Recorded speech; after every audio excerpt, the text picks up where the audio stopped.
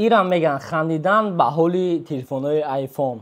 برای چی؟ برای که دیزاین نگاه که همش سه کامرای نمیدونم همین سال همین دیزاین ترند چی نمیدونم، لیکن تکنو قریب که سال 2024 همه تلفن‌هاش دیزاینش سه کامرای برآورد. و چقدر که دست اینجا پاکلانی 20 جمع شده تکنو سپارک 20 و این باشد همه دیزاینش.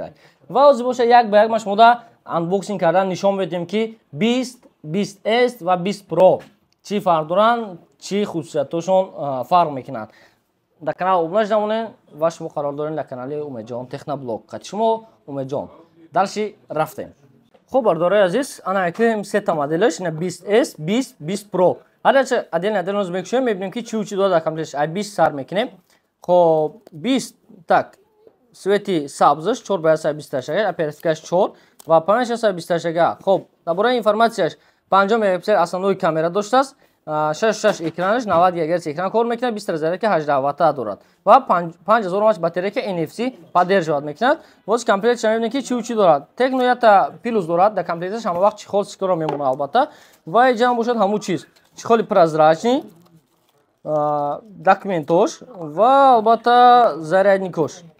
зарядник чанд ваттай? зарядник боша бардори аз чиқар ки десин 18 ваттай. 18 ваттай 20 зарядка симча барои сим карта. ва чи дора ҷа пилонкаш да телефон худ задага е толка чихол доштааст. И комплект фаҳмошид ки зарядники 18 ватта дорад. 20 та мекушем. Spark 20 оперативкаш 8 ба 256 янги 8 плюс 8 мешавад 16 памяти 256 гигабайт. ва ина комплекташ хатиава шиносон мекунем. комплекташаш чи дорад? خب комплектация телефон چقدر گذاشتین دکومنتوی تلفن خودش، پیلونکا برای روی اکران زدنش و اینجا دارد البته چی خول پرزرشی یک قبلش نی جام دارد بکنم زرنه کی 18 وات فرقش چون 18 وات انا کی 20 میبینه کی چی دارد پیلوس و پیلوس ای تلفنی 20S فرقشون داره میگه کی ایم 5 مگاپیکسل ایران 5 مگاپیکسل فقط پروسسورشون فرق میکنه. پروسسور 20 ابیشنی ای هلوجی 88 ای باشد مدیاتک هلوجی 55 خاطر نکنه یا 50 و البته 20S خوبتره پروسسوری با قوتره. پروسسوری سامسونگ A14 خاطر نکنم هلوجی 85 و по поводу дизайна میگن دیزاینشون فرق میکنه. دیزاینش اندسینا کامراشون فرق میکنه. با رامکا کی سفیدک دارد ایش باشد ندارد. اینی 20 بودن. و از باشه که 20 پرو را میبینید که 20 پرو در کامپلیکتش چی دارد. این کمتر مثلا غاوستر میتواد و میبینید که کامپلیکتش ایده چی هست. خب 20 دقیقه چه میکشیم 20 پرو را. خب برداری عزیز انا 20 پرو شم میکشیم موزی 20 پرو вообще то уже فرق میکنه کشودنش برای که میگن 20 پرو با این خیلی پلاستیک ادل نه اینو نداره اینو پروس коробка خاله و пленка документои телефон چی خولی прозрачный و البته اینجا فرقش در اینه که کابل 20 зарядка Type C یا البته بلوک питания چند وات دارد. بلوک питания 33 وات برداره عزیز. بلوک питaniaش یعنی که 20 зарядка 33 وات و برداره عزیز چیکار میکنه اینه باشه تلفنی 20 پرو و کامرای را دیگه که 108 مگاپیکسل کامراش просто کامرای بمبای و قسمت پیش کامرای 108 مگاپیکسل فرانتانی کامرای 32 مگاپیکسل فول HD پلوس یا 20 گیگاهرتز اکران دارد. پروسسور باشد هلوجی 99 8 پلوس 8 اپراتیک 256 گیگا پامیر 20 зарядка 33 وات 5000 ماچ باتری که داره. بردار عزیز просто تلفنی بمبای اینا разница yok не на бардоро اینا سه تا تلفن سه поколенияшон бар мондумтон хутом yok дизайн как-то яхилай лекин камераошон фарқ мекунад ва ин бошад қисмати пеш қисмати 20 Pro 20S худош. خب بردار عزیز فکراتون در کامنتر نویسین. انشالله هر یک عدل افزارش در کانال میبره. در کانال ابونش نمونین و ویدیو را پیگیری کنین. коробкаошон кушоем дидем ҳамаша уже ака шумо фаҳмидед чӣ хела чӣ хел нестай ба ин хотир фикротон дар комментар нависед ки ягон чӣ фарқият диден дар байни коробкаошон дар дараи комплекташон ё ки не.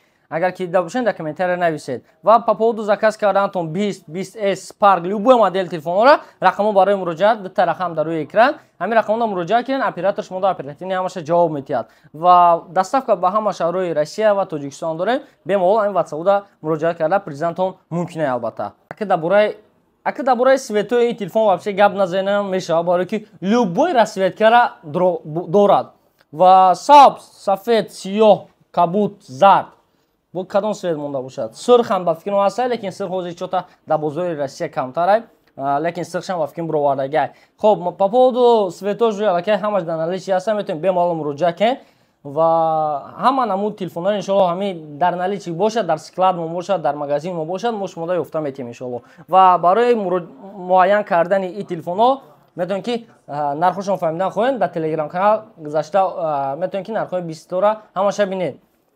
ва бардорие ки меен ки барои чи нархша именно дар видео намегӯй, ба хотири оне ки бардори азиз ин видеоро мумкин худози баъд як моҳ тамошо карда бошӣ, нархи телефон арзон шуданаш мумкин ай. Арзон шуда боша уже ҳаракати видеоро тамошо кардӣ, мегӯй қимат шудагия, ба ин хотир мумкин телефон заказ накунӣ ва бӯй ки шумо қиматфурӯшен. Масалан ба ин хотир ман нархҳоро дар видео ҳаракат мекунем ки нагӯм ва агар ки шумо дар кор бошад реально аниқ кардан хоҳем ки нарх навош чанд сомонай, хубтараш дар рақамҳои WhatsApp даги муроҷиа кунед, оператор ҳамаша мефаҳмад, нархҳо маъқулон шод, харидорӣ мекунед, маъқул монаши метавонед ки бо дигар ҷоро дидан гиред. Так что бемалол муроҷиа кунед дар WhatsApp ва нархи актуални именно магазини моро фаҳмиданатон мумкин ай. Дора азиз, ана ҳамин буд дар бораи телефонҳои 20S ки Tecno ҳамин сол бироварда буд, видеои майдак қариб ки 6 миллион дирам ва фикротон дар комментар нависен. ҳама вақт дар хизмати шумоем. Адресои мо дар шаҳри Москва, метро Бутырская, торговый центр Зеленяй. Метавонед ки ҳар рӯза биёед дар магазини мо телефон харидорӣ кунед. Ҳамаи намуди телефонон дар наличи ҳастанд иншоалло.